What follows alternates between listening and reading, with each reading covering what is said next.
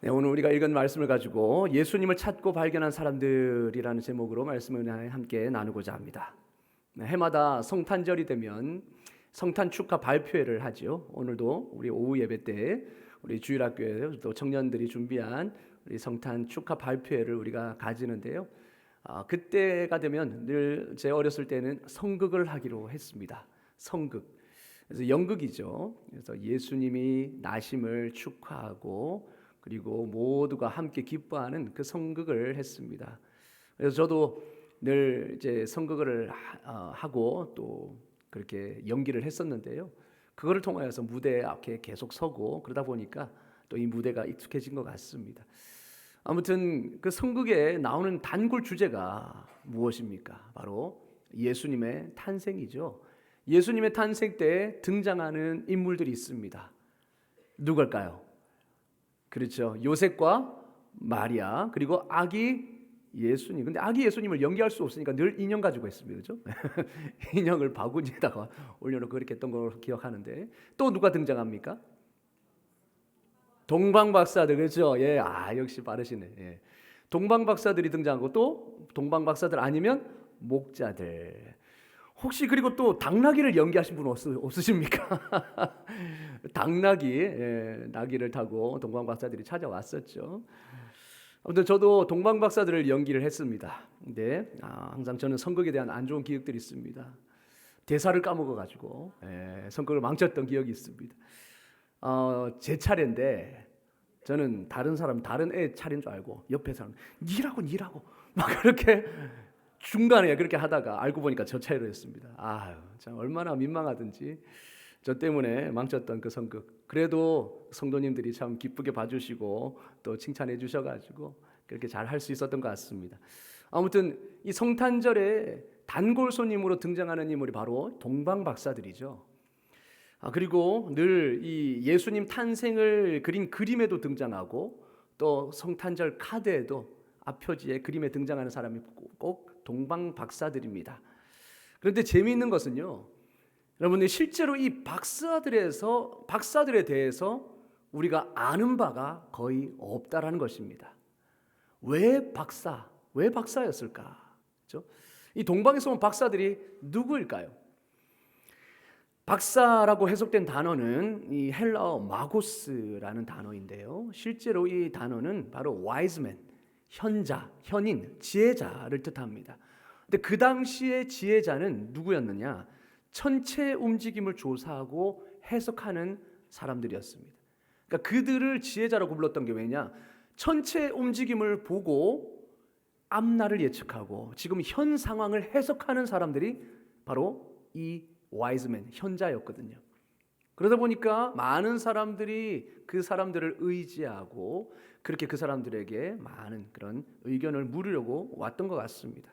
자, 마태복음 2장은 그들이 동방에서 왔다라고 하죠. 이 동방은 바로 추측하건대 페르시아, 지금의 이라크죠. 저 성경은 바사라고도 말합니다. 이 페르시아일 거라고 추측합니다.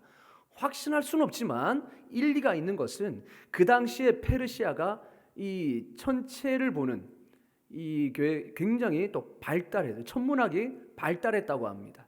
그래서 별의 움직임을 관측하고 그걸 통하여서 이 세상을 해석하고 앞일을 예언하는 그런 일들을 점성술이라고 그러죠. 그것이 굉장히 발달했다고 합니다. 실제로 성경에도 나옵니다. 다니엘서에 보면 별을 관측해서 예언했던 사람을 갈대아 술사들이다 이렇게 이야기합니다. 느부갓네살 왕이 꿈을 꿨는데 너무나 찜찜한 겁니다. 이 꿈을 해석할 사람을 좀 데려오라. 그 중에 갈대아 술사들이 있습니다. 갈대아가 바로 이 바벨론 그리고 페르시아 이쪽 지역 아닙니까? 그 술사들, 바로 지금 박사라고 말하고 있는 그 사람들을 말하는 겁니다. 그 당시 이 박사들은 꽤 높은 지위에 있었던 것으로 보입니다. 지금도 박사라고 하면 존경받지 않습니까? 그 당시에도 이 일들을 하는 사람이 존경을 받았던 것으로 보입니다. 그리고 굉장히 지위나 부도 있었던 것으로 보입니다. 왜냐? 그들이 가져왔던 세 가지 예물은 그 당시 굉장히 고가의 예물이었기 때문이죠. 일반 서민들은 할 수 없는, 어떻게 보면 그런 고가의 예물들이었기 때문에 그들의 지위도 굉장히 높았던 것으로 보입니다. 자, 이 세 가지 예물 때문에 우리는 동방박사가 몇 명일 거라고 생각합니까? 3명, 그죠? 보통 한 명이 하나씩 가지고 왔다라고 생각하지만 그것은 확실하지는 않습니다. 성경에 보면 그냥 동방박사들이라고 하고 있죠. 그래서 우리가 이 예물이 3가지다라고 해서 3명으로 짐작할 뿐입니다. 그런데 다른 학자들은 3명보다 더 많았을 것이다라고 추측하기도 합니다. 그러니까 사절단의 규모로 왔지 않았을까. 그래서 대표가 3명이고 그 대표가 예물을 3개를 바치지 않았을까라고 추측하기도 합니다. 아무튼 그들은 동방에서 온 저명하고 영향력 있는 종교 지도자들이었을 것이다 라는 것이 대부분의 추측입니다. 자, 이렇게 분명한 사실은 무엇이냐? 동방박사들이 유대인의 왕을 간절히 찾기를 원했다는 겁니다. 왜 동방박사들이 유대인의 왕을 찾기를 원했을까요? 이것에서 그들의 간절함을 알 수가 있습니다. 그들은 천체를 관측하면서 진정 이 나라, 이 땅에 정말로 이 자신이 찾던 그 지혜의 근원을 밝혀줄 수 있는 사람을 찾았을 것입니다. 그런데 그들이 있었던 그 동방의 종교들은 그것을 말해줄 수가 없었다는 것도 그들은 알고 있었습니다. 그래서 이 유대인의 왕, 그리고 구약 성경에서 예언했던 그 한 별이신 유대인의 왕이 온다면 그 왕에게서 우리가 참된 지혜의 근원을 발견할 수 있지 않을까라는 그러한 사모함이 그들에게 있었던 것으로 보입니다. 그래서 유대인의 왕을 간절히 찾기를 원했죠. 그들은 구약 성경의 내용을 알고 있었을 것입니다. 그래서 그것을 바탕으로 자신들의 점성술에 관한 지식을 더해서 그렇게 별을 찾아 온 것이죠. 성경은 점성술을 가까이 하지 말라고 분명히 경고합니다. 그렇죠? 이것은 오히려 이 창조물을 숭배하는 것이다라고 해서 절대 점성술, 그래서 뭔가 다른 점치는 것들이라든지 이런 것들 절대 가까이 하지 말라고 분명히 경고합니다. 우리가 의지할 것은 오직 하나님의 말씀뿐이 없는 줄로 믿습니다. 그래서 여러분 타로라든지 타로점이라든지 재미라도 보지 마십시오. 재미로라도 보지 마십시오. 그것은 명백한 우상 숭배 행위입니다. 자, 그런데 하나님은 어떻게 보면 다른 방법으로 예언하고 잘못된 방법으로 이 세상을 해석했던 그 사람들을 만나 주시고, 그리고 그 천체의 능력, 그들이 탐구하던 그 천체의 능력을 사용하셔서 그들을 진정한 메시아, 진리이신 예수님께로 인도하셨다라는 사실입니다. 놀랍지 않습니까? 어떻게 보면 우리가 볼 때, 믿는 사람들이 볼 때는 그들은 우상 숭배자잖아요. 다른 것으로 뭔가 세상을 예언하고 했던 다른 종교의 지도자들 아닙니까? 근데 하나님께서는 그들이 있는 그 자리에서 그들을 만나 주셔서 그들이 관측하고 연구하던 그 별을 통해서 아기 예수님께로 인도하셨다 하는 사실입니다. 요즘도 심심치 않게 다른 종교를 가진 사람들이 예수 그리스도를 믿고 주님께로 돌아오는 그런 많은 간증들을 듣습니다. 그리고 점쟁이가 예수님 믿고 변화되는 그런 간증들도 듣습니다. 하나님은 그렇게 일하시는 것이죠. 여러분, 이 말은 성경이 점성술을 인정한다는 의미가 아닙니다. 오히려 신분에 상관없이, 그리고 직업에 상관없이, 종교에 상관없이 하나님은 자신을 진정으로 찾는 사람들을 어떤 방법으로든 기꺼이 만나 주신다라는 사실을 오늘 말씀하고 있는 것입니다. 여러분, 우리가 어떻게 예수님을 만났는지 한번 돌아보십시오. 대부분, 제가 아마 예측하건대 대부분은 예수님을 만났을 때 삶이 완전한 사람은 거의 없었을 것입니다. 대부분 불순전한 동기로 주님을 찾지 않았습니까? 자기중심적인 그런 계기로 주님을 찾지 않습니까? 예를 들면 질병이 아무리 병원 가도 고칠 수가 없는 그 질병 때문에 주님께 나오는 사람이 있고요. 그리고 경제적인 어려움 때문에 어쩔 수 없이 주님께 나와서 기도하다가 주님 만난 사람, 마음이 불편하고 마음이 부담스러웠다는, 불안하다는 이유로, 또 자녀 문제로, 남편 아내 문제로 그렇게 하나님을 찾는 경우도 많을 겁니다. 결국 그 찾은 동기가 무엇입니까? 정말 하나님을 알고 싶어서? 아니죠. 내 필요를 채우기 위해서. 그렇게 우리가 주님을 찾는 경우가 많잖아요. 그리고 그때는 믿음도 불확실합니다. 하나님이 확실히 있다라고 주님을 찾은 게 아니라 지푸라기라도 짚는 심정으로 하나님을 찾지요.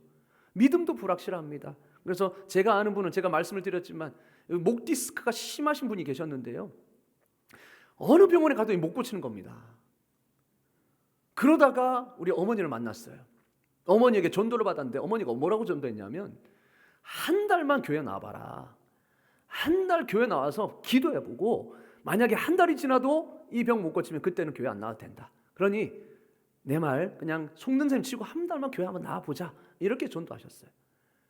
근데 그분은 뭐 어떻게 할 방법이 없으니까 거의 뭐 자포자기하는 심정으로, 혈루병 걸린 여인들이, 걸린 여인이 어땠습니까? 12년 동안 혈루병에 걸린 여인이 모든 재산을 다 의원을 찾는데 다 탕진하지 않았습니까?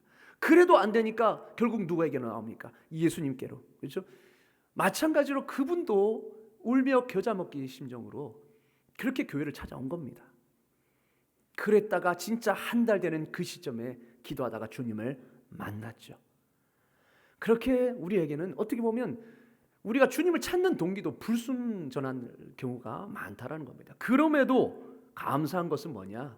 그럼에도 하나님은 이런 죄인도 만나주시고 그 영혼을 친히 자신의 아들 예수님에게로 인도하신다는 사실입니다. 할렐루야. 아무리 우리가 불순전하게 주님을 찾는다고 해도 주님은 우리 그 죄인의 심정을 외면하지 않으시는 것이죠. 그럼에도 불구하고 우리를 만나 주신다 하는 사실입니다. 여러분, 오늘도 이 이야기에서 하나님이 예수님의 탄생을 알게 하기 위해서 사용하신 방법이 무엇입니까? 여러분, 그분을, 동방 박사들을 예수님의 탄생을 알게 하기 위해서 사용하신 도구가 무엇입니까? 바로 별입니다. 온 우주입니다. 하나님은 복음을 선포하기 위해 온 우주를 사용하셨습니다. 그 동방 박사들을 예수님에게로 인도하기 위해서 3명이라면 3명, 그 이상이면 그 이상, 그 사람, 그 소수의 사람을 예수님께로 인도하기 위해 온 우주를 사용하셨다 하는 것입니다. 놀랍지 않습니까? 저는 이 사실에서 소름이 돋습니다. 나 같은 이 죄인을 살리시기 위해서 이 세상을 움직이신다는 겁니다. 온 우주를 사용하신다는 것입니다. 누가복음에서는 목자들에게 이 소식을 알리기 위해서 천사들을 동원하시죠. 그리고 오늘 마태복음에서는 별을 사용하십니다. 여러분, 이 이야기는 구약 성경과 관련이 있습니다. 민수기 22장부터 24장까지는 발람이라는 어리석은 선지자가 나오는데요, 원래 이 발람은 이스라엘을 저주하기 위해서 고용되었습니다. 그런데 하나님께서는 이 이스라엘을 저주하기 위해서 고용된 이 발람에게 나타나셔서 오히려 축복하도록 말씀하시죠. 그렇게 발람의 입에서 원래 저주해야 할 그 입이 이스라엘을 축복하는 입으로 바뀝니다. 그 축복의 말 중에 마지막에 뭐가 나오냐면 민수기 24장 17절에 내가 그를 보아도, 이 그는 바로 메시아를 뜻합니다. 내가 그를 보아도 이때의 일이 아니며 내가 그를 바라보아도 가까운 일이 아니로다. 한 별이 야곱에게서 나오며, 이렇게 예언을 하게 했습니다. 하나님은 이런 거짓된 선지자를 통해서도, 입을 통해서도 하나님의 뜻을 예언하시는 분이십니다. 이렇게 하나님은 정말 작은 사람까지도 하나님 사용하신다는 것이죠.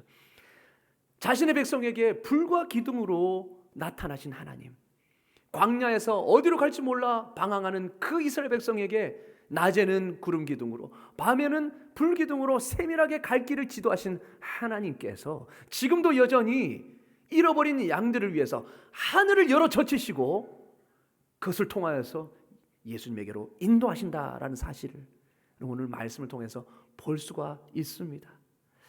모든 창조물은 다 하나님의 구원 계획을 말하기 위하여서 창조가 되었습니다. 다윗 왕은 언젠가 온 우주가 다윗 자손에게서 난 그 메시아를 찬양할 것이다 라고 그렇게 예언을 했죠. 시편 19편에서 하늘이 하나님의 영광을 선포하고, 이 하늘이 무엇입니까? 우주 아닙니까? 우주가 하나님의 영광을 선포할 것이다. 그리고 궁창이 그의 손으로 하신 일을 나타낼 것이다. 하나님은 그분의 일을 알리기 위하여 우주도 사용하시는 분이십니다. 찰스 스펄전 목사님은요, 동방박사들을 예수님께로 인도한 별에 대해서 이렇게 말했습니다. 그분은 천한 부모에게서 태어나 구유에 누워 강보에 쌓여 계셨다. 그러나 하늘의 지위와 권세가 움직이고 있다. 첫째, 천사가 내려와 갓 태어난 왕의 출현을 선포한다. 그러나 그 활동은 위에 있는 영혼들에게만 국한되지 않는다. 땅 위의 하늘에서 무언가 흔들리기 시작했다. 마치 그들의 왕 앞에서 그들을 대표하는 모든 세계의 사절단처럼 한 별이 모든 별을 대신해서 파송된다. 이 별은 주님을 기다리고 멀리 있는 사람들에게 그의 전령이 되며 이 현자들을 그리스도 앞으로 인도하도록 하나님의 안내자로 임명되었다. 그렇게 찰스 스펄전 목사님은 거룩한 상상력을 통하여서 그것을 돌아보았습니다. 여러분, 이것이 어떤 학자는 해성이었다라고도 말합니다. 그 해성을 통하여서, 아니면 다른 하나님이 그 전체를 관측하던 그 사람들만이 알 수 있는 특별한 방법으로 하나님이 인도하셨겠죠. 이 별이 동방박사를 찾아 처음 나타났던 그 순간이 어떠했겠습니까? 하나님이, 이 하늘과 땅의 창조주신 하나님이 그분의 손으로 우주를 잡으시고 그 별들이 사람들을 자신에게로 이끌도록 지시하시는 겁니다. 하나님이 그 온 우주를 창조하시고 하나님의 방법대로 이끌어 가시는 것이죠. 그때의 그 한 별이 하나님의 그 아들에게로 인도할 수 있는 그 특권을 누리게 되었습니다. 여러분, 이것은 세상을 향한 하나님의 사랑을 잘 보여주고 있습니다. 예수님은 요한복음 3장 16절에서 하나님이 세상을 너무 사랑하셨기 때문에 믿는 자들을 구원하시기 위해서 그의 아들을 주셨다 말씀하셨잖아요. 자, 하나님은 저와 여러분을 주님께로 인도하시기 위해서 온 우주를 사용하시는 분이십니다. 온 우주를 활용하시는 분이십니다. 내 주변의 사람을 통하여서, 내가 겪고 있는 환경과 주변의 모든 상황, 그것을 통하여서 우리를 주님께로 인도하시는 분이 바로 우리 하나님이신 줄로 믿습니다. 저는 이것만 생각하면 너무 가슴이 벅차오릅니다. 내가 무엇인데 이 나를 구원하시기 위해서 온 우주를 움직이시는가? 이 온 우주를 사용하시는가? 동방박사들이 별을 보고 메시아를 찾고 마침내 그들의 방법으로 그 메시아를 발견한 것 같지만, 사실은 하나님이 온 우주를 통하여서 그들을 메시아로 인도하신 것입니다. 그들이 메시아를 찾은 것 같지만 사실은 그들이 하나님께 발견된 것입니다. 찾아져서 하나님께서 별들을 통하여서 그들을 인도하신 것이죠. 여러분, 내가 하나님을 찾은 것 같지만 사실은 하나님이 나를 찾아내신 것입니다. 내가 있는 그 자리에서 오셔서 나를 찾아내시고 나의 마음을 열어주시고 특별한 방법으로 우리의 마음을 돌이키게 하신 것이죠. 내가 믿은 것 같지만 사실은 하나님이 찾아오셔서 제 마음을 열어주신 것입니다. 내가 믿게 된 것은 예수님이 잃어버린 그 한 마리의 양을 찾기 위해 90마리를 두고 나를 찾아오셨기 때문입니다. 그것이 얼마나 감사합니까? 여러분이 하나님을 만나게 된 그 순간을 한번 돌이켜 보십시오. 분명히 철저히 하나님의 주도하에 이루어진 만남이었을 것입니다. 나는 그러한 의도가 없었음에도, 나는 처음에 그렇게 생각하지 않았음에도 하나님이 놀라운 방법으로 그 길을 인도하신 것이죠. 내가 통제할 수 없는 그 상황에 막닥뜨리게 하심으로 주님 앞에 두 손 들 수밖에 없게끔 하나님이 인도하시고, 때로는 질병과 경제의 문제로 나를 사면초가에 몰아넣으시고 진정 그것들이 나에게 소망이 될 수 없다는 것을 드디어 알게 하시고, 그래서 위를 바라보게 하시는 하나님. 하나님은 놀라운 방법으로 그 상황들과 내 주변에 있는 환경들을 사용하셔서 주님께로 인도하시는 것입니다. 그리고 힘든 상황에서 꼭 하나님의 사람을 만나게 하십니다. 믿음의 사람을 만나게 하고요, 우연히 길 가다가 전도지를 받게 하시고요, 때로는 부모님의, 어머님의 그 기도가, 간절한 기도가 떠오르게 됩니다. 내가 세상 속에 나아가서 하나님 없이 살아가고 있을 때 갑자기 어머님의 기도가 내 귀에 메아리 치듯 들립니다. 내 부모님의 기도, 내 자녀의 기도가 들리게 됩니다. 내 아내의 기도가 그렇게 들려요. 나를 위해 눈물을 흘리면서 기도했던 그 아내의 소리가 갑자기 들립니다. 남편의 기도의 소리가 갑자기 들려옵니다. 이렇게 하나님은 하나님의 방법으로 하나님께서 주도하셔서 우리를 하나님께로 인도하여 주신 것이죠. 여러분, 오늘 이 아침에 하나님이 여러분을 예수님께 인도하기 위해서 여러분의 삶 속에 행하신 그 일들을 돌아보시기를 간절히 소망합니다. 하나님의 나를 어떻게 인도하셨는지, 하나님의 나를 주님께로 인도하기 위해서 온 우주를 사용하셨다 하는 사실을 다시 한번 돌아보기를 원합니다. 그리고 여러분, 이 성탄절을 맞이하여서 자신이 예수 믿게 된 그 이야기, 스토리를 자녀들에게 해줘 보십시오. 여러분, 자녀들에게 혹시 내가 예수님 믿은 그 일들, 그 과정을 소개하신 적이 있으십니까? 내가 어떻게 예수님을 만나게 되었는지, 하나님께서 나의 삶을 어떻게 인도하셨는지를 자녀에게 말한 적이 있습니까? 여러분, 오늘 이 말씀은 이 시간을 위해서 우리에게 주어진 것으로 여러분 받아들일 수 있기를 원합니다. 이 성탄절의 계기를 통하여서 별이 그들을 예수님께로 인도하셨듯이 내 삶을 하나님께서 주관하여 주셔서 내 모든 상황과 내 모든 환경을 움직이셔서 나를 예수님께로 인도하셨다라는 이 구원의 복된 소식을 우리 자녀들에게 알려주시기를 원합니다. 그렇습니다. 여러분, 우리가 주님을 발견한 것이 아니라 주님이 우리를 발견하신 줄로 믿습니다. 예, 내가 주님을 찾은 게 아니라 주님이 나를 먼저 찾아와 주신 것입니다.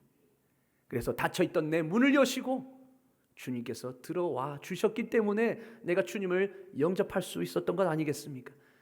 여러분, 이 사실에 감격하시는 오늘 이 아침과 성탄절 되시기를 주의 이름으로 축원합니다. 아멘. 그렇습니다. 예수님을 찾아 발견했지만 결국 그들이 찾은 것이 아니라 그들이 발견되어졌음을 그 박사들은 알게 되었을 것입니다.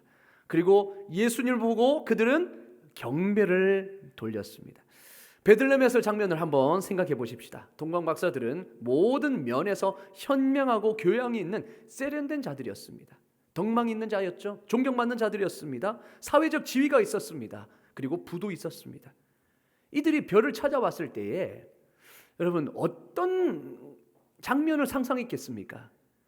왕궁에서 신하와 온 장식물에 둘러싸여 있어서 축복받고 있는 그 젊은 왕을 기대했었을 것입니다.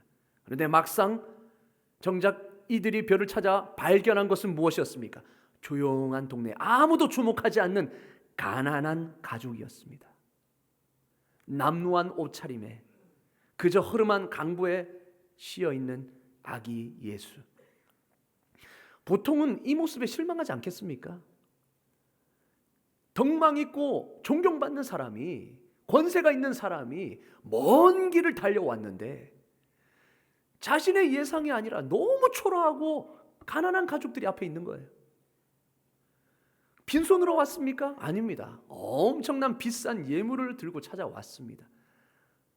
그런데 과연 이 아기가 내가 이 비싼 선물을 드릴 만큼의 값어치가 있는 사람인가 의심되지 않았겠습니까? 그런데 그들은 주저없이, 지체 없이 그 예물을 아기 예수 앞에 다 드립니다. 왜냐? 그들은 갈망해왔거든요. 자기가 찾던 진리, 그 지혜의 근원이 무엇인지를 갈망해왔습니다. 그들이 섬기고 있던 종교에서도 발견할 수 없었던 것, 성경이 예언하고 있는 그 한 별, 그 별이 이 땅에 오셔서 모든 세상을 다스리시고 참된 진리를 발견하게 해주실 것이다, 참 빛으로 오실 것이다 라는 그 사실에 대한 갈망이 있었고 참 지혜의 근원에 대한 갈망이 있었습니다. 근데 하나님의 특별하신 인도하심 가운데 참 지혜의 근원이신 그 메시아 아기 예수님을 만났을 때 한 번에 알아봤던 것입니다. 이분이 우리를 구원하실 참 메시아구나, 이분이 바로 진리시구나, 이분 안에 모든 진리의 비밀이 숨겨져 있구나라는 사실을 한 번에 알아보고서는 그 모든 준비한 예물 뿐만 아니라 그 아기 앞에 여러분 존경받는 그 권세자가 무릎 꿇고 경배합니다. 얼마나 놀라운 사실입니까? 5세기 성자였던 크로마시오라는 분이 성 크로마티우스라고도 불리는데요, 이분이 이렇게 말했습니다. 동방박사는 즉시 무릎을 꿇고입니다. 주님으로 태어난 분을 흠모하였다. 예수님은 그저 울먹이는 아기였지만 그들은 바로 그분의 요람에 예물을 바치면서 그분을 경배하였다. 그들은 육체의 눈으로 하나를, 마음의 눈으로 다른 하나를 알아차렸다. 상성했던 그분의 육체의 연약함을 확인했지만 그분의 신성의 영광이 이제 드러났다. 그분은 소년이지만 경배받는 분은 하나님이시다. 그렇습니다. 육체의 눈으로 볼 때는 연약한 남루하게 거짓묻는 그런 아이였지만, 그러나 마음의 눈으로 봤을 때, 그들이 사모하고 주님이 열어주신 그 영의 눈으로 봤을 때 그 아기는 하나님이셨던 겁니다. 하나님의 아들 예수셨던 것입니다. 이들이 유일하게 메시아를 올바르게 대접했던 사람들입니다. 여러분, 대부분의 이스라엘 사람들은 뭐하고 있었습니까? 영적 침체, 영적인 무기력 상태에서 잠자고 있었습니다. 아기 예수님이 찾아오셨는데도, 메시아가 이 땅에 임했는데도 그들은 영적으로 무각한 상태에서 잠자고 있었습니다. 그리고 누구보다 성경을 잘 알고 성경을 꿰뚫고 있었던 서기관들과 대제사장들도 오히려 헤롯이 두려워서 베들레헴으로 가지 못합니다. 바로 이게 무슨 말입니까? 누구보다 먼저 예수님을 발견해야 할 그 성경의 학자들이 헤롯의 눈치가 두려워서 아기 예수님을 우리가 경배하러 왔다라고 했는데도 헤롯이 두려워서 아무 일도 못하고 있었던 겁니다. 하지만 이방인이었던 이들이야말로 진정 예배받기에 합당하신 예수님을 참되게 예배하는 올바른 믿음을 가지고 있었던 것입니다. 그들은 지혜의 근원에 대한 갈망이 있었고 또 하나님의 인도하심에 마음이 열려 있었고 진정으로 예수님을 찾고 있었을 것입니다. 그래서 그들은 그 지저분한 옷을 입고 구유에 누워있는 아기가 하나님의 아들임을 한눈에 알아보았던 것입니다. 그리고 그 앞에 값비싼 귀중한 예물을 지체 없이 드렸습니다. 그들의 예배는 결코 값싼 예배가 아니었습니다. 이 세상에서 가장 값비싼 예배였고 최고의 예배였습니다. 여러분, 우리는 이 성탄절에 동방 박사들이 보여준 이 예배의 깊이에 우리의 마음도 거기에 머물러야 될 줄로 믿습니다. 그들이 아기 예수님 앞에 어떤 마음으로 예배를 드렸는지 우리가 그것을 우리 마음에 새기길 원합니다. 여러분은 성탄절에 예수님과 대면했을 때 어떤 모습으로 발견될 것 같습니까? 주님 앞에 참된 그 메시아를 알아보고 모든 것을 바쳤던 그 동방 박사들로 발견될 것인지, 아니면 성경을 알고 예배 장소인 성전에 늘 머물러 있지만 사람을 두려워하면서 자기 의에 빠져 있던, 그래서 예수님을 놓쳐버린 서기관과 제사장의 모습으로 발견되겠습니까? 저는 독실한 기독교 문화 속에서 자라난 사람들도 종종 예배에 불성실할 수 있다라는 사실이 두렵습니다. 너무나 익숙하기 때문에 오히려 예배에 불성실하게 임한다는 것은 사실이 두렵기 짝이 없습니다.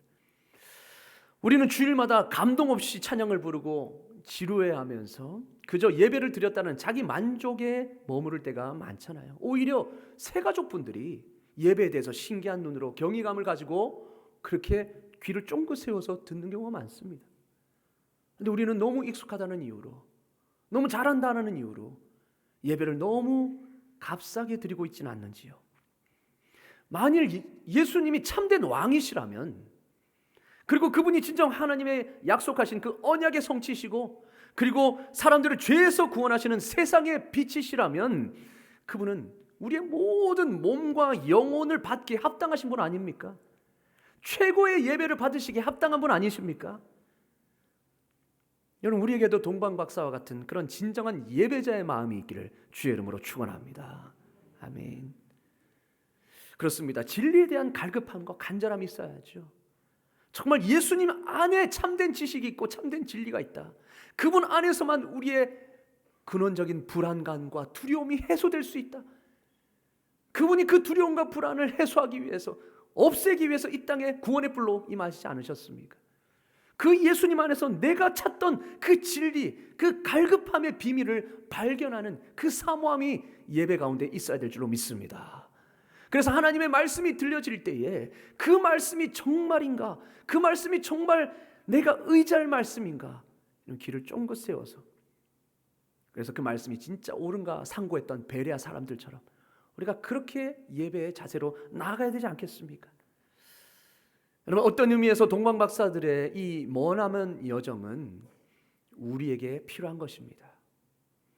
그들은 부유하고 연줄 있는 권력자들이었지만 그 예수님의 발 앞에 머리를 조아리며 경배했습니다. 예수님의 가치를 알았기 때문이죠. 여러분, 우리 통장에 돈이 얼마나 있는지 상관없이, 우리의 사회적 지위가 어떠한지에 상관없이 예수님을 안다라는 것은 그분 앞에 무릎 꿇고 머리를 조아리는 것입니다. 예수님을 아는 사람은 그럴 수밖에 없는 것입니다. 그리고 내 죄와 연약함을 깨닫고 그저 하나님의 은혜를 받는 것입니다. 그게 예수님을 아는 사람의 태도 아닙니까?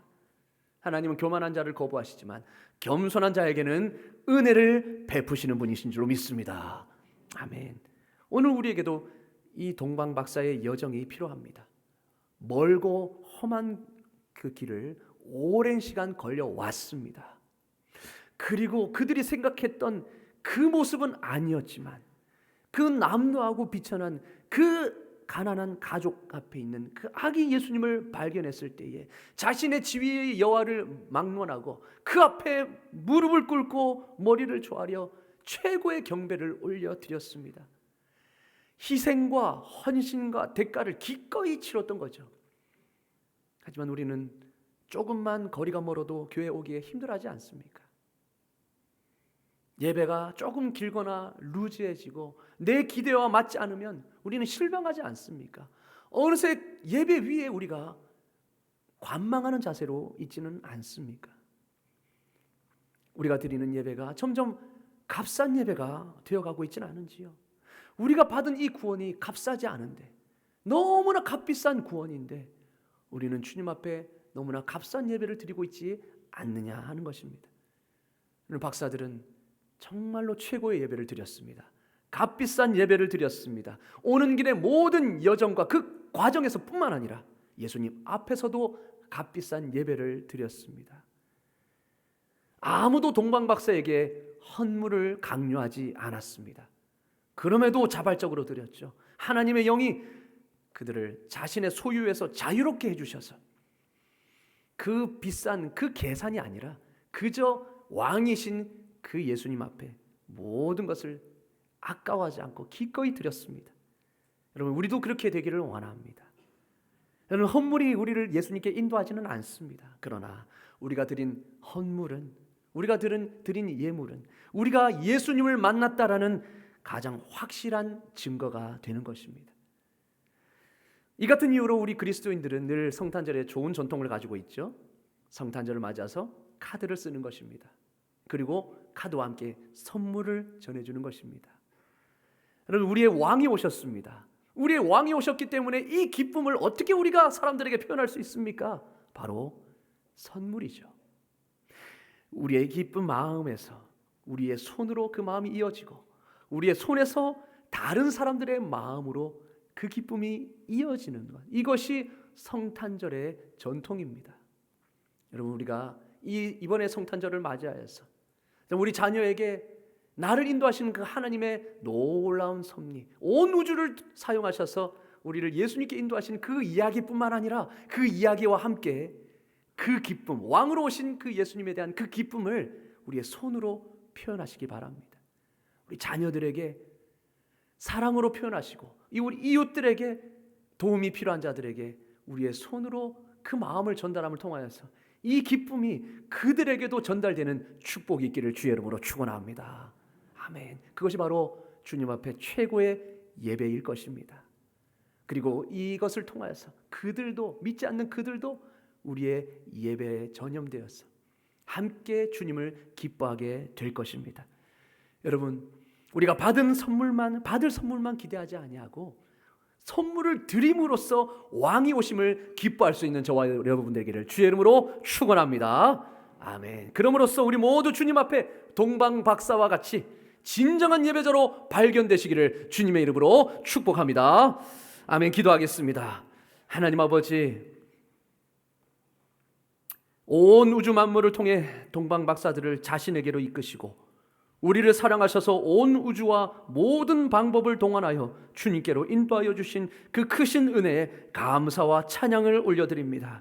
놀라운 방법으로 우리를 주님께 인도하신 하나님의 사랑에 감사함으로 성탄절과 연말을 진정한 예배자로 보내게 하여 주시옵소서.